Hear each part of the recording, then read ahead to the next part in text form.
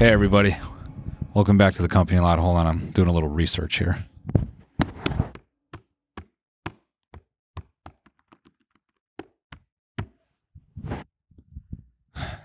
I found it. Ariana Grande to receive first Neuralink implant. Wow. She says she wants to do an AI training on how, oh, look at this. She wants to do an infinite AI brain training to go through 1 million breakups in 30 days.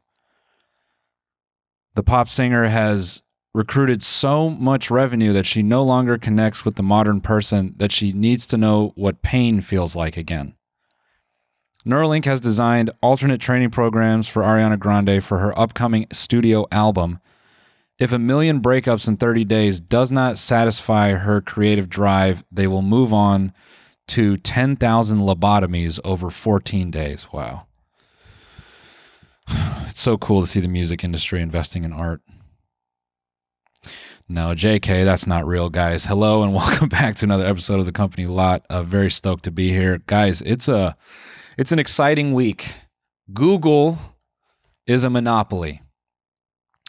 And we'll talk about that in a second, because, you know, the book that I've talked at length about, surveillance capitalism, this monopoly thing is interesting to me because a key part of the first part of the book is, like, the first act is all about the beginning days of Google and how they collected data with impunity. And how no one really had a choice in the matter, and before the market even developed, it was like Google owned all of it. So, you know, I'll get to that in a bit. The first thing I really want to talk about is it's so dumb, but I just feel like I have to say it out loud. Is, you know, I've been playing a lot of Magic the Gathering, and if you've never played, doesn't matter.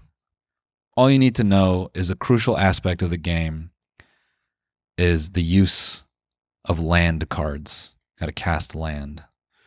And I just had this stupid idea for a I want to do a BlackRock deck. And all the land is just low income communities in LA, and you can bulldoze them over the course of a game. You could have Peter Thiel as your commander, as an alt commander, him or Larry Fink, you know. Those are for the finance bros that play Magic, which is, I think, a few of them. So, yeah. Anyway, before we talk about Google, today's topics are fun because anyone who has been described or casted as a schizophrenic or bipolar in the last, I don't know, I'll say the last 10 or 15 years, unfortunately, at this point in time, they may have been right all along. Because China just showed off some new biometric drones. We will need to show a clip of this because it's unreal. The birds are not real, guys. And if you're listening on audio, let me try to describe this to you. There's an article that came out about this in Newsweek. That's not relevant for any reason. I could have said this was posted by anyone, honestly. This could have been posted by Jezebel. But yeah. A Chinese frogman, which is that's not derogatory in any way. Frogman is like a military term. Okay. Released a bird-like drone from his hand after surfacing from the water. That's talking about this clip that was posted on Twitter. The drone, which resembled the Eurasian tree sparrow, was flapping its wings as it circled in the sky. Guys, this bird looks pretty damn real. Like, from a distance, if this thing was just flapping in the air, you would think it's real. And even maybe from 20 feet out, it looks pretty real. even 10. I'm going to say 10. 10 feet away, this bird looks pretty real. So now I think you're kind of just emboldened to shoot every bird. Hey, man, this thing could be recording me right now. The fun part about this, too, is about a year ago, people were writing articles about biometrics being installed in drones. Scanning faces, scanning fingerprints, whatever. And now people are suggesting that biometrics are in this bird drone. Which, this is scary and all that, but I think really the solution to all this, doomer vision about technology and stuff, if you just move to the Midwest, if you move to Indiana, the amount of space that this bird would have to traverse, I mean, we know lithium-ion batteries aren't worth shit. Matter of fact, there's a clip going around of two dogs chewing into one and lighting a bed on fire. But I think as long as you're living in a wide open area, the batteries are going to go out on these things. So I don't think you got to really worry about the birds not being real yet. If you're in a major metropolitan area, I would suggest, if you live in New York, what I would suggest is you drive down to Virginia, you buy just a hunting rifle or a small .22. You go back up to New York, and wherever your daily commute is, whatever trains you take, whatever sidewalks you walk, just pull that gun out and just start shooting the birds. And when people start freaking out, what are you doing? You go, no. They could be recording us. No, I saw it on Twitter. The bird, listen, come look at my phone. No, listen, don't. Hey, come closer. Why are you walking away? Come closer. And you just start shooting all the birds. And you start screaming at everyone. You start saying, I'm trying to protect you. That's what you say. And you shoot all the fucking birds. Because this is all the proof you need right here.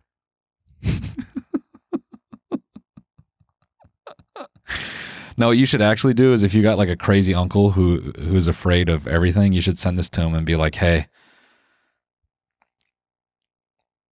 don't trust the birds in your tree. And then just don't text him until Thanksgiving. Let's see if he makes it through that.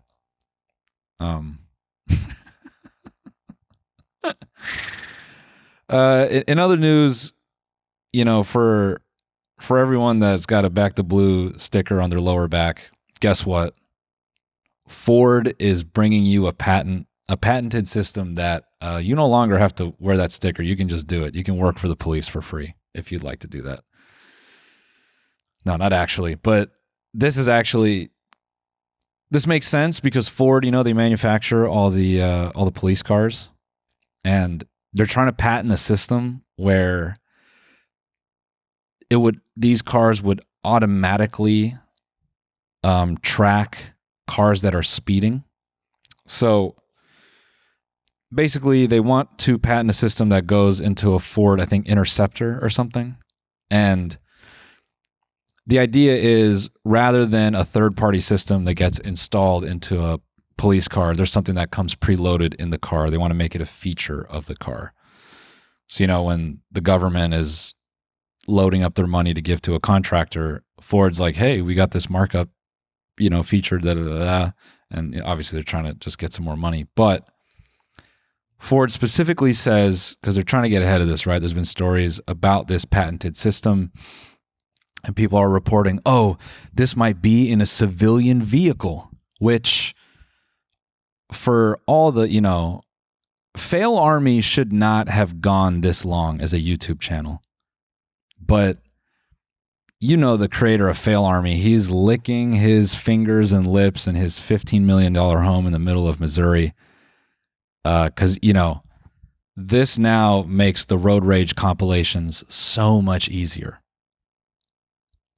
In general, this makes rage bait just so much easier. Now, Ford is saying that they're not going to put this in civilian cars. It's just for the widow police. Just a widow tweet for the police. And I think that makes everyone sad. because we already have the system in our phone. We like to record each other in public. We like to record each other in public when we melt down in Walmart. Why can't we record the road rage on our car? That's what everyone's feeling.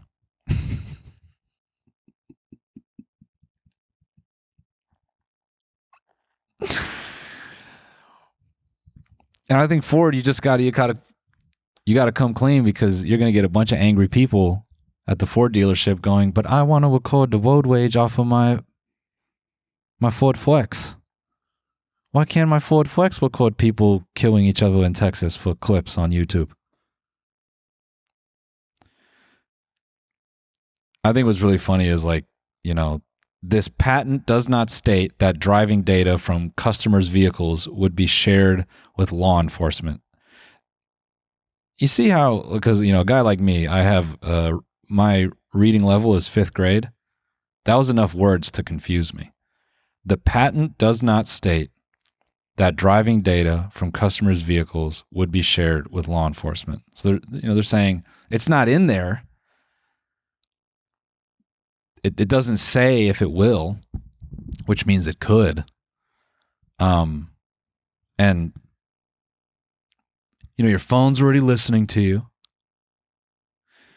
But again, this kind of goes back to my other idea of, like, if AI starts developing personality and it's in your Ford, and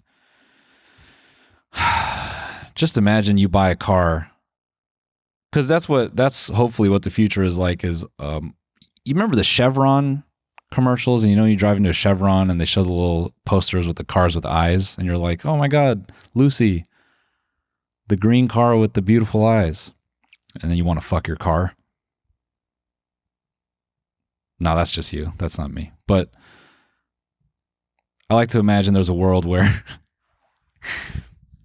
when we're buying cars, we got to think about their personality. That's what it'll be. Buying a car, because you won't get to drive it, because it'll be all self-driven. And when you go to the dealership, you're not really going to be picking a car based on color, because at that point, that might be a little racist, because now cars have personality. And you don't want to walk into the dealership where all the cars can hear you and they have their own unique quirks and identities, and you don't want to go in there and you go, let me get the yellow one. That's going to paint you in a bad light.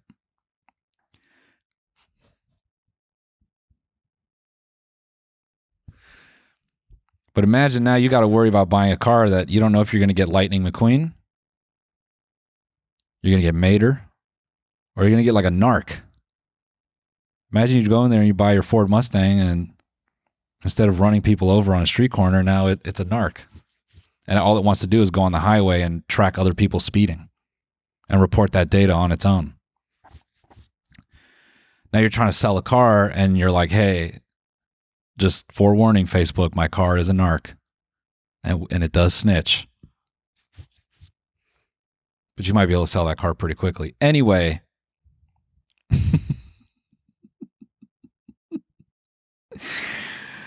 Yeah. I like this because when people get afraid of the end times, like, oh, in the Bible, they said he's coming back. That's the only detail they put in there. Hey, man, my boy is coming back. That's what God said. That's all that's in the end times Bible. But the end times Bible does not account for the Ford Interceptor or your Ford F-150 potentially having a GoPro installed in its nose that will work on its own. There's nothing about that shit is not in the Quran. So we don't know if we're in the end times. People say we're in the end times because of this and that. What about this? Where does this fall on the spectrum of end times in the Bible? I'm really just throwing this out there as a challenge to see if, a seasoned Bible veteran can come out there and interpret a book for me and be like, no, that shit is in there. I'd be impressed.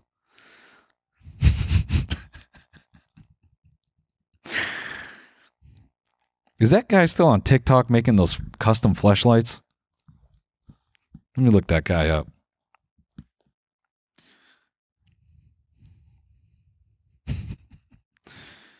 Siri, show me the guy making the custom fleshlights on TikTok. I'll need to access your TikTok data to do this. Okay. Oh, wow. I'm 55 years old. I didn't know you could do that. I didn't know you could ask it to search in something. Now, she put custom flashlight. Siri. Siri, you know I meant Fleshlight, right? Flashlight is off. Let me know if you want to turn it on. No, Siri. Fleshlight. To close an app, swipe up from the bottom to the middle of the screen.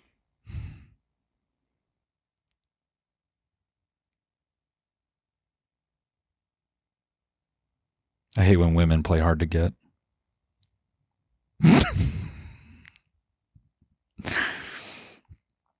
You really can't search this on TikTok. Wow, they hit it.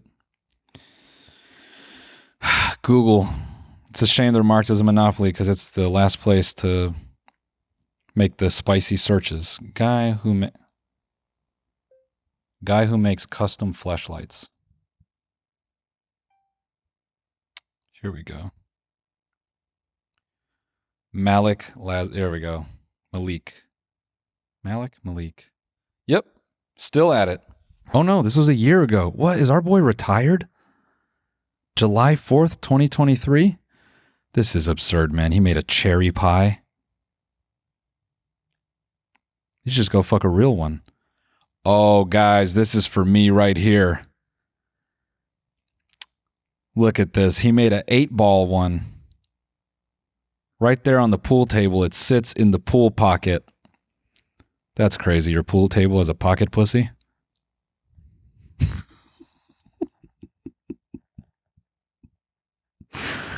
Okay, no. He's active. Is this a pinned post? Yeah, this looks pinned. Yeah. All right. Last one, July. Malik, man, I don't know if you're, or Malik, I don't know if you're, tracking my life, but this pocket pussy on the pool table, you got me thinking.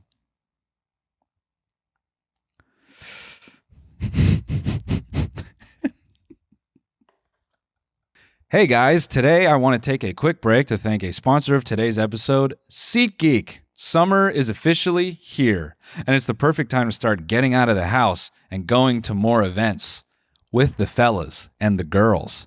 That's why I need to tell you about my special hookup from today's sponsor, SeatGeek. Everyone can use my code LOT10 and get 10% off any tickets on SeatGeek, whether you're a new customer or not. Sports, concerts, festivals, you name it. There are so many artists touring right now, including Billie Eilish, Hozier, Noah Khan, Zach Bryan, some other white guy, and Noel Miller. SeatGeek has you covered regardless of what white guy you pay to see or other person you pay to see. Each ticket is rated on a scale of 1 to 10, so look for the green dots, because green means good and red means bad. Every ticket is backed by their buyer guarantee, and SeatGeek is the only site that lets you return your tickets ahead of the event with swaps. No matter how many times you've bought tickets using SeatGeek before, Lot 10 is going to get you 10% off your next order. So take out your phone, open the SeatGeek app, and enter the promo code LOT10. What are you waiting for? This offer is only available for a limited time, so go and get it. Hey guys, I want to take a quick break to thank another sponsor of today's episode, Draftkings. In the world of slot reels and blackjack deals comes the must-play event of the Summer of Draftkings Casino, featuring non-stop action and an all-star cast of games, including A-lister Loki's Luck. This summer blockbuster is one you won't want to miss. Plus, new players can get $100 instantly in casino credits with just a $1 wager. And all players get a blockbuster bonus every week. So sign up with code COMPANY and grab your popcorn. It's showtime on DraftKings Casino. Gambling problem? Call 1-800-GAMBLER or, in West Virginia, visit www.1800gambler.net. In Connecticut, help is available for problem gambling. Call 887-897-00 877 or visit ccpg.org. Please play responsibly. 21 plus. Physically present in Connecticut, Michigan, New Jersey, Pennsylvania, West Virginia only. Void in Ontario. Sorry, Ontario. Eligibility and other restrictions apply. New customers only. $1 wager to earn $100 in non-withdrawable casino credits that expire in 168 hours. Terms at casino.draftkings.com/blockbuster. Anyways. All right. Google being marked a monopoly. So if I'm not mistaken, I felt like this happened already. And that's what caused them to like split into the parent company at Alphabet and blah, blah, blah. And I swear this happened like early 2000s. I could be wrong, but in this particular ruling, Google is marked as a monopoly specifically for search. And the case, I believe, based on what I've read, if I'm remembering correctly, it centers on Google having a monopoly on the market of text-based search and text-based advertising. Now, what's really kind of fascinating about this is in a very unique way, and I'll kind of recap, what I've read about Google is in the beginning when Google was competing with like Yahoo and Alta Vista and other search engines, Google and like their competitors, they all struggled to make a search engine monetizable or like a viable business. And at that point in time, a search engine was sort of like a holistic idea. It was this very genuine concept of I punch in text to get information back, and it was amazing. It was all oriented towards giving the user the best experience and the best results for search. And very quickly, that did not last because making money off this was non-existent. So a lot of companies, or not a lot, but the existing companies like Yahoo, Alta Vista, and I forget the other search engines at the time, they were experimenting with how to keep the business going. So one way they did that was you could pay to have your search results populated, but then that kind of very immediately created a weird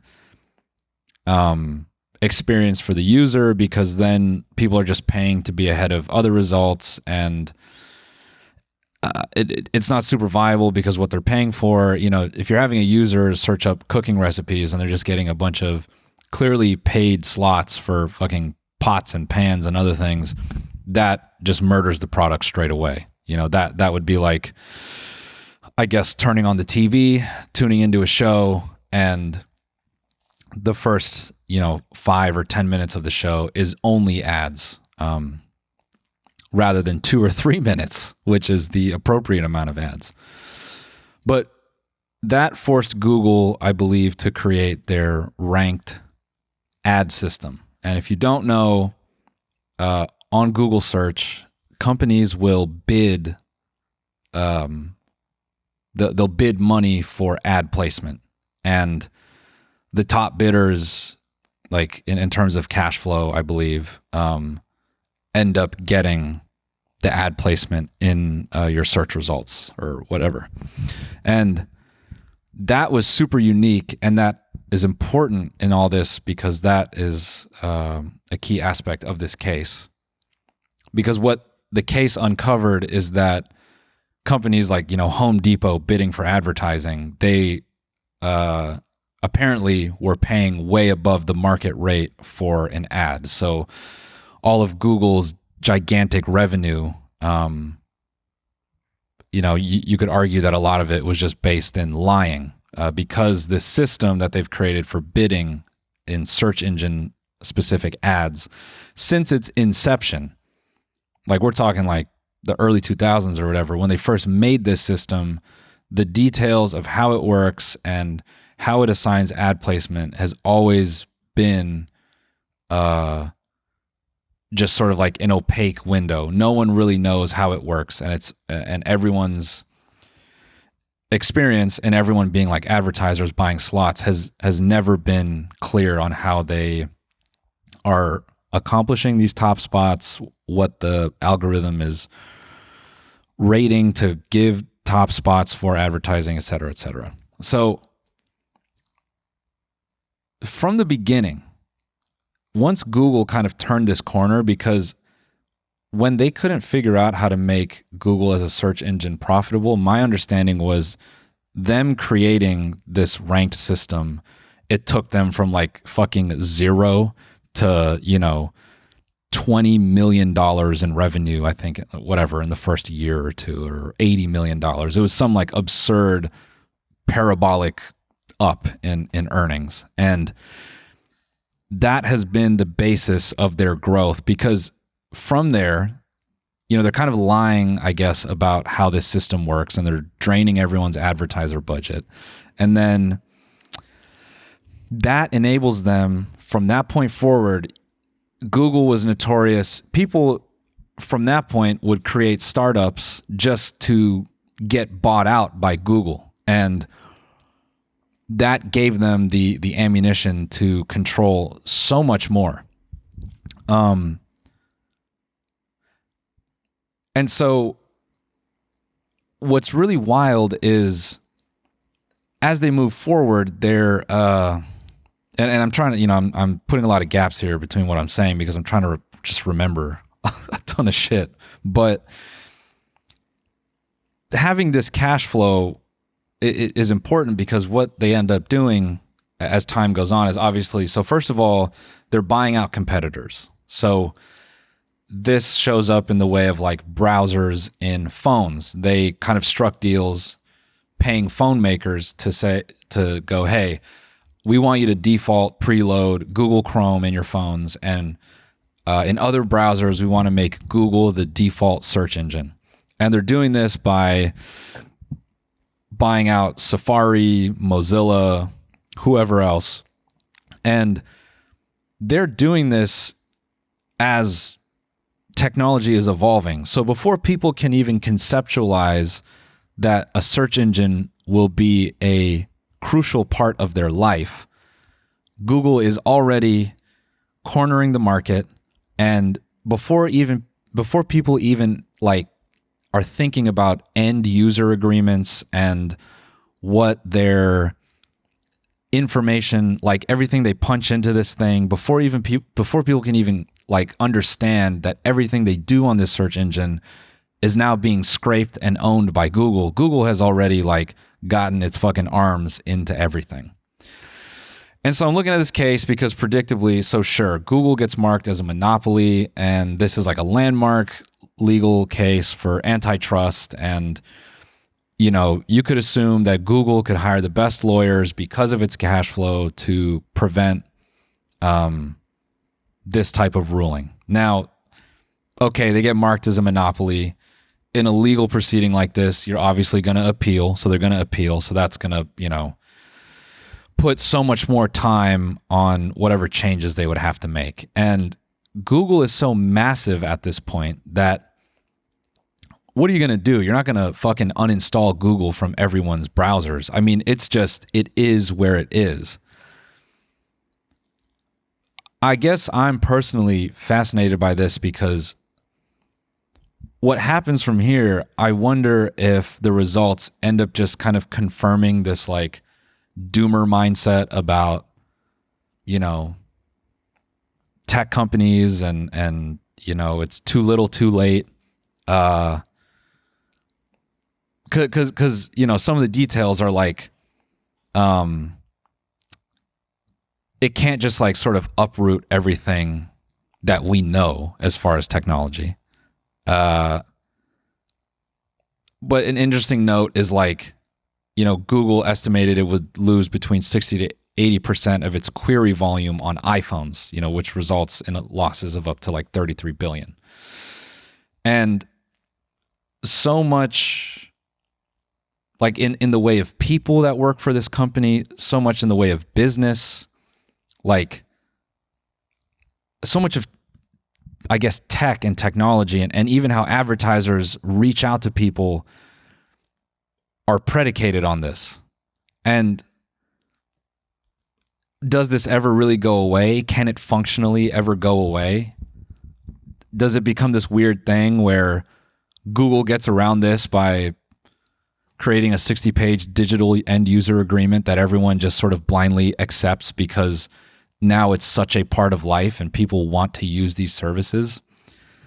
I really wonder, and this is not anything that anyone could answer, obviously, in this moment.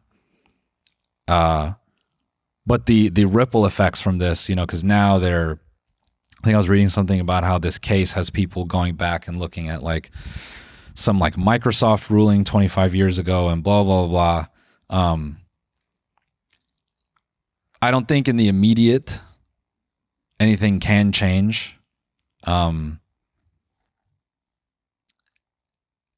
really in all the time that's passed, like with Google Glass, everyone laughed at that invention. And if you don't know what I'm talking about, before fucking Ray-Ban integrated Snapchat and let you record your friend like doing fentanyl at like a frat party, there was this invention by Google where if you had never had sex, they would let you into this program where you could purchase Google Glass. And what that did is it put just a little screen in front of your left eye. Kind of like all those like Olympic shooters. It's like one of those, but it was like a little TV in your eye, in front of your eye. And everyone's like, this invention's stupid and blah, blah, blah. But obviously the point of it was to create a device that can create a legal precedent. And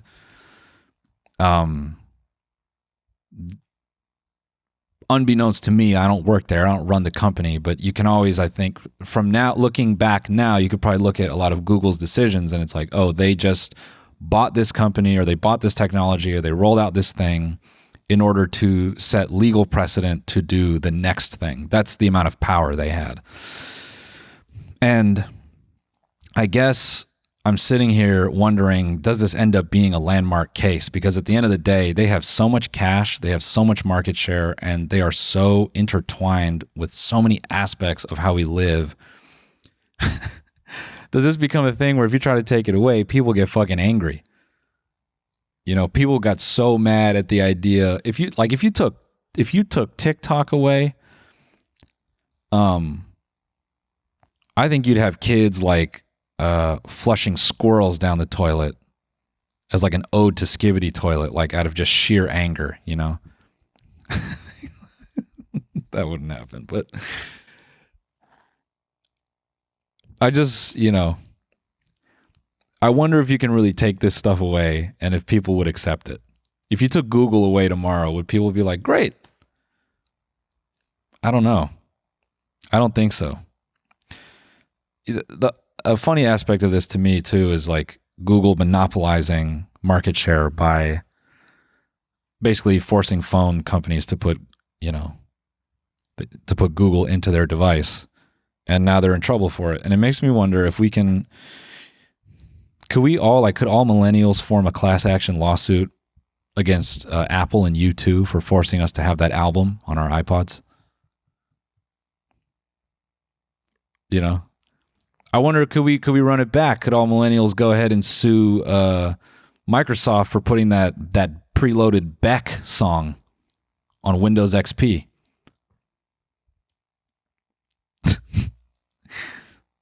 They really forced us to listen to Beck. That was crazy. I don't even remember how that song went.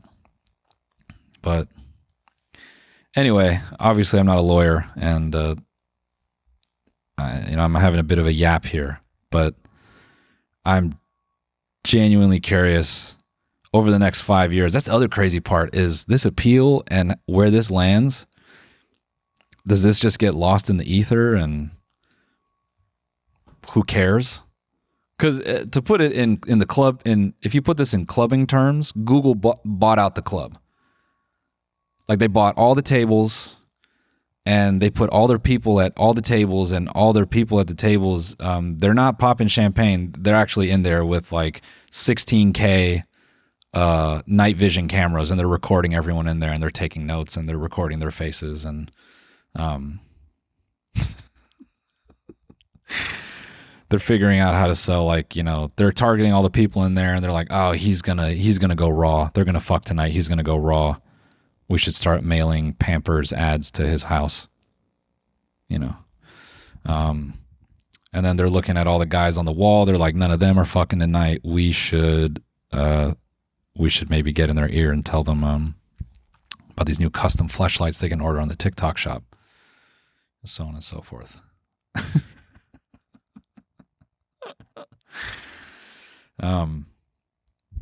But on the subject of paid ads, don't think Google's not getting the only one getting a little slap on the wrist. I know we've all been falling in love with Mark Zuckerberg going through his chill ass transformation. Isn't it crazy? Mark went from someone we all wanted to beat up to someone that people want to fuck in 2-3 years. Mark did jiu-jitsu, and we didn't care about that because I love combat sports, but if there's something that is, because okay, if you've never met someone that plays Magic the Gathering, thank God, I'm happy for you. But when you meet someone who is an avid grappler or has been training jiu-jitsu for a while, listening to someone talk about jiu-jitsu, it really is like listening to someone talk about like their testimony, like with Jesus. It just kind of has that same uncomfortable, like, hey man, I get what it's done for you, and I'm glad it's like stopped you from like yelling at your kids, but I don't fucking care. So when Mark got into jiu-jitsu, I think he captured people's hearts in that way, but really what did it was just Mark has really shown us the power of like a little drop fade and some curls. Because now they want to fuck him. And suddenly his capacity to fight and protect, hey, he looks good and he can fight. Now he's kind of got that. Basically what I'm saying is you can do a lot of bad stuff and you can get away with it with a good haircut. Like everyone looks back at Obama and they get mad for what he did with drones, but if he had a nice little taper fade, if Obama checked back in and he had a nice taper fade, people might look at that and go, you know what, B? It's okay. It's all right. So yeah, Marky Mark, he's not even him, because I think he runs Facebook and someone else runs Meta or vice versa. It don't matter. Meta has got its own little paid advertising issue because apparently they're getting inspected by the feds because they're running a bunch of ads for illicit drugs. So who said the Silk Road went away? That's how far Facebook has gone. It's gone from connecting with old loved ones to, are you looking for methamphetamine? Hot methamphetamine singles in your area.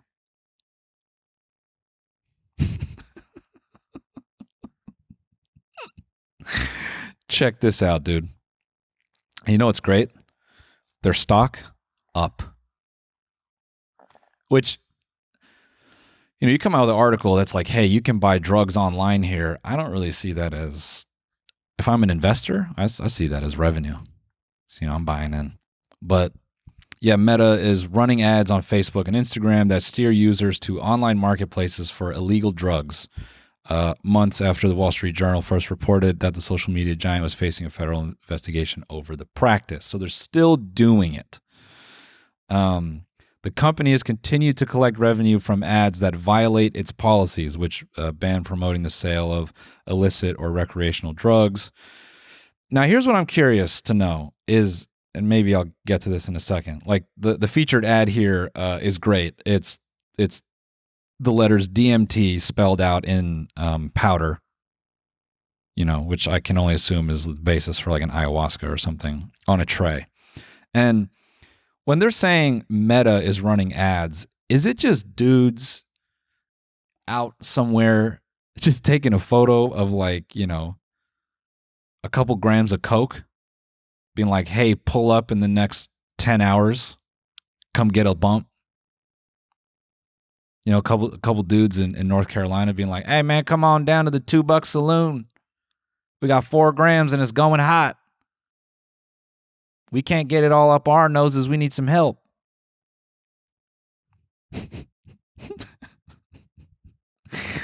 No, it's not that. A review by the Journal in July found dozens of ads marketing illegal substances such as cocaine and prescription opioids. Oh, wait, I was right. And prescription opioids, including as recently as Friday. A separate analysis over recent months by an industry watchdog group found hundreds of such ads. Okay, hundreds of ads for cocaine. Is that bad? Isn't that just shortcutting the process? What's funny is I'm such a dork. It's occurring to me now why so many people went to the bathrooms in the clubs at Vegas. I thought people were in there taking shits. I actually had a thought about that the other day. The last time I took a clump. I've only done it once. I attempted it once. And that is such a millennial experience, trying to shit and express business casual at a club. God damn. Because those pants aren't cheap. They cost about a third of your paycheck. And, you're in some shoes that hurt. And, because some of you, I know you've never worn express clothing. Let me tell you what that's like. It's the material of the shirts is what you would maybe find,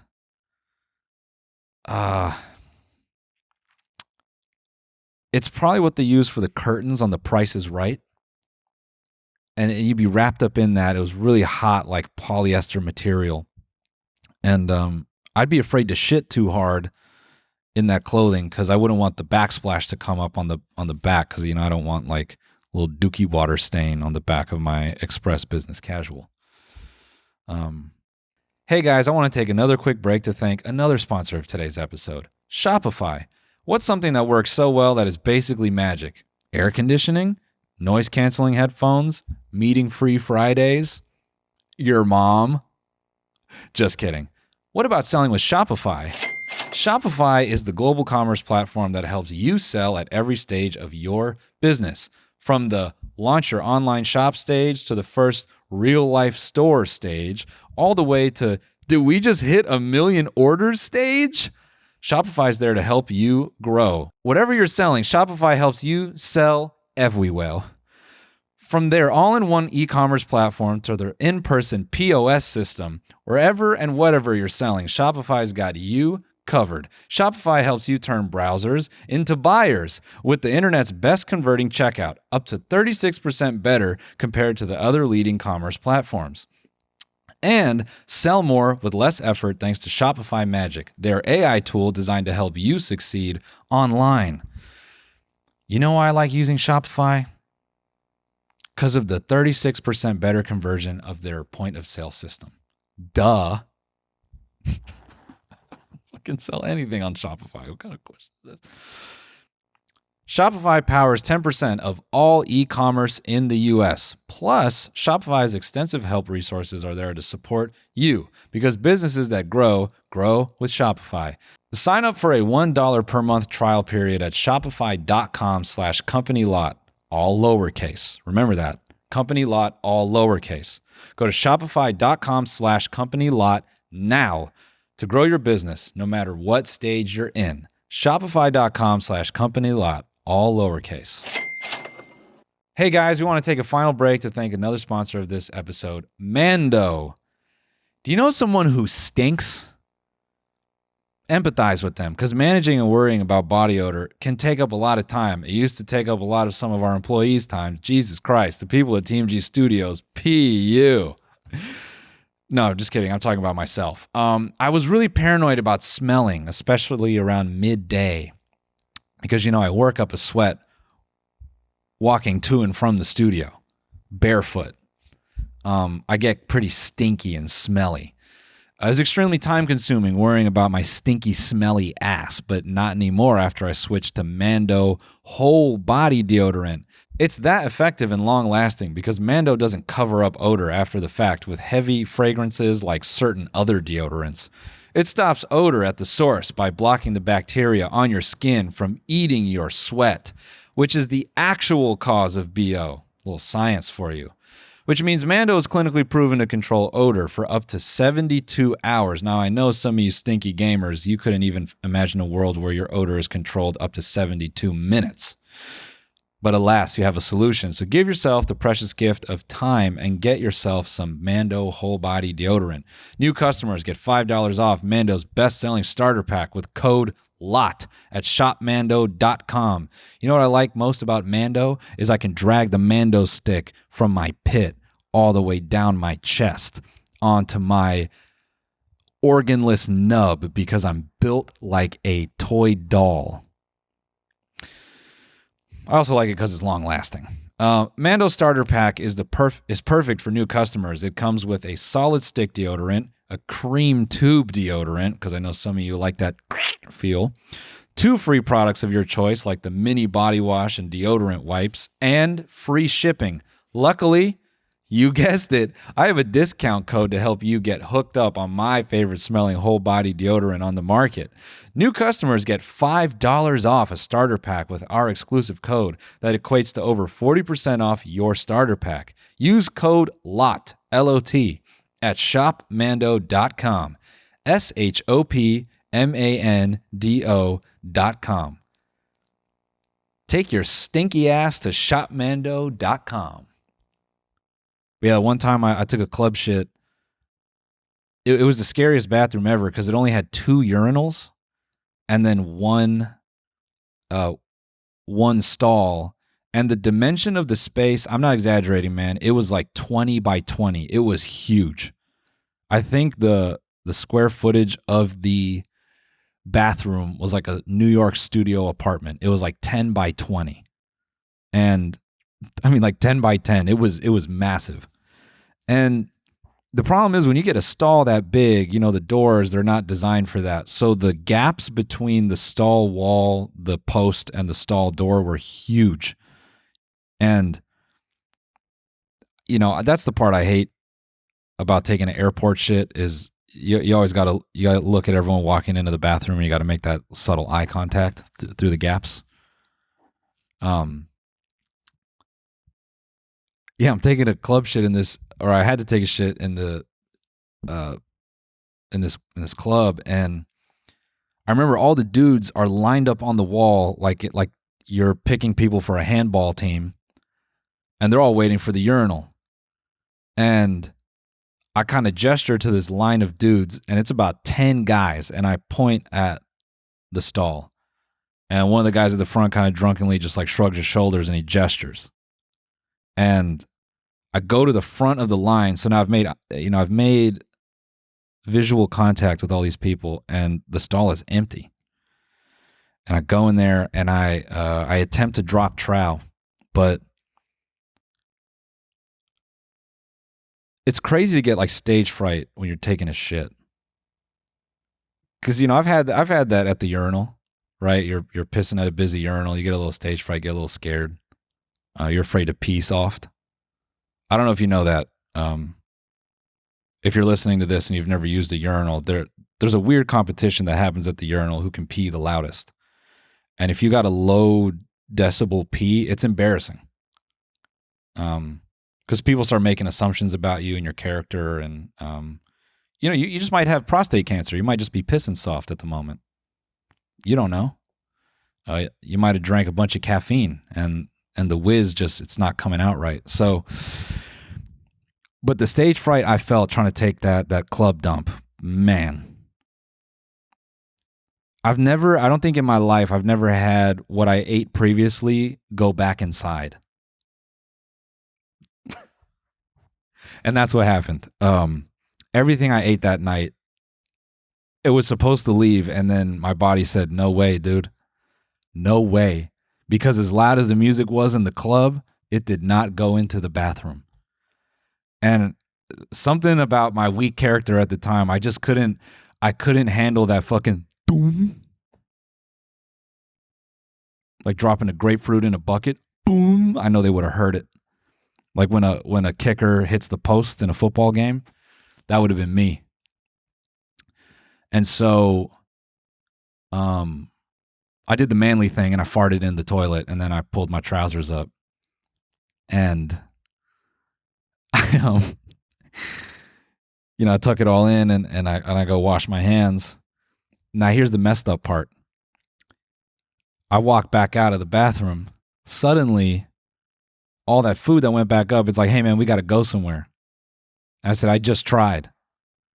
And the food says, "Well, try again, because now that we're not in that scary ass environment, it's time to go." I don't think I took a dump that night until like 1:30 in the morning, and I think I was like crying at that point. The sheer pressure of holding all night. Because also, I don't know about you guys, when I drink tequila, it's time to evac.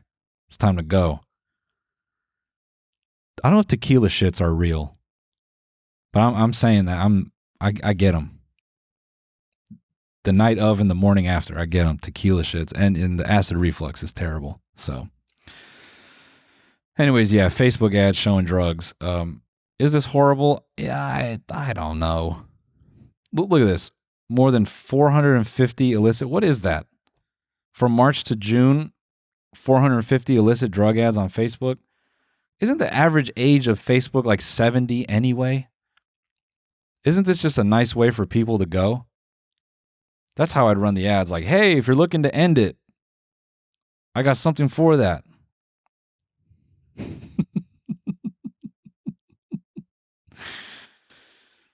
I don't know, man. These just sound like narcs to me. I don't really see this as a problem. As long as the cocaine's pure and it's not hurting anybody. As long as this is party cocaine, that's where I'm drawing the line.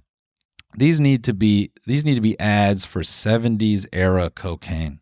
Chill cocaine. No, none of the new stuff. It's got to be chill cocaine.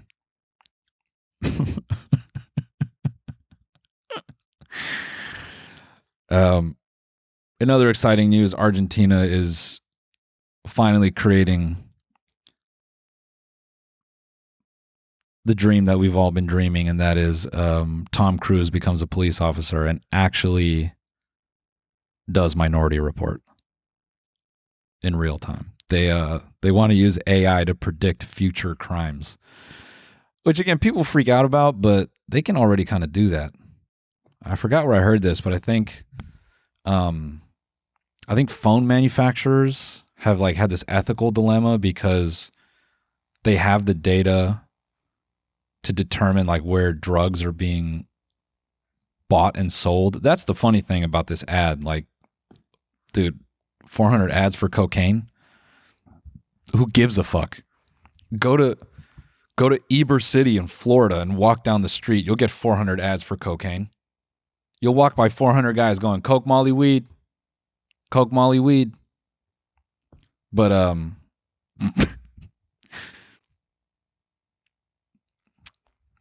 yeah.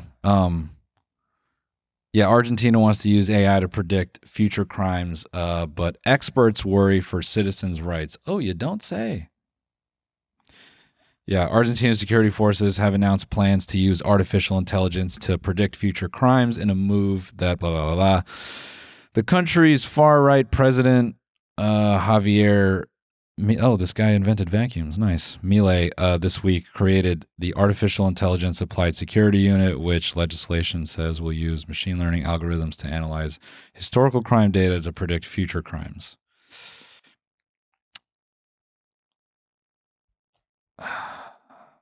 I don't plan to kill anyone in Argentina, so I'm not really worried about it. But maybe, if you're thinking about doing that in Argentina, maybe not, because I guess they know you're coming. That would be crazy. You're a criminal. You touch down in Argentina. You're like, I'm about to do this. And they go, no, you're not. Because we knew you were. Straight to jail.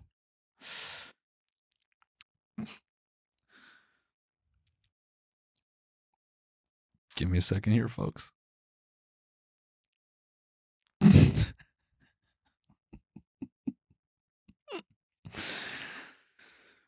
I'm going to love when we look back at all this AI conversation and it's just like fucking meaningless. Like none of this stuff ever ends up working and it doesn't matter because like an asteroid just hits us. I do reflect sometimes because the History Channel when I was a kid, it had all these scary ass science segments. That's what, man, scientific media, mainstream scientific media, all it ever was like, this guy claims to have been abducted and we avoid 300 million asteroids every day. But scientists predict 40 years from now, one of them could hit us and these would be the effects. And that's what we were afraid of. Big ass rock. That's all we were scared of. Big ass rock hitting us. And I remember as a kid being genuinely afraid like every day. And I would calculate. I would go, all right, if an asteroid hits us in 40 years, you know, I could accomplish this in 10, this in 20, this in 30. But I would think about that. And now what I don't like about this is all the doom is like tangible. At least with the asteroid, it was fun. Because as a young boy, you're thinking, well, if I look up and I know an asteroid's about to hit in the next 10 hours, I'm going to use this as an excuse to have sex with somebody. That was my thought as a teenage boy. I'd be like, maybe I could lose my virginity in such a context. I could approach someone and be like, hey, man, we're about to go. Now, obviously, I didn't factor that people had like family and friends that they cared about because I was thinking about myself. But I was like, maybe I could approach someone and be like, hey, we're about to die. Could we make love at this moment? I think I got inspired from The Fifth Element. Because when Bruce made love to the alien lady, I was like, I think that's how I want to go out. Under a blue light. Bunch of government officials looking at me and my all-star performance as a 15-year-old boy. But yeah, I don't like this now because it's funny to me, but all the doom is tangible. Now when I read this stuff, I like shrug my shoulders. I'm like, man, that could happen in like 3 years. You see nothing.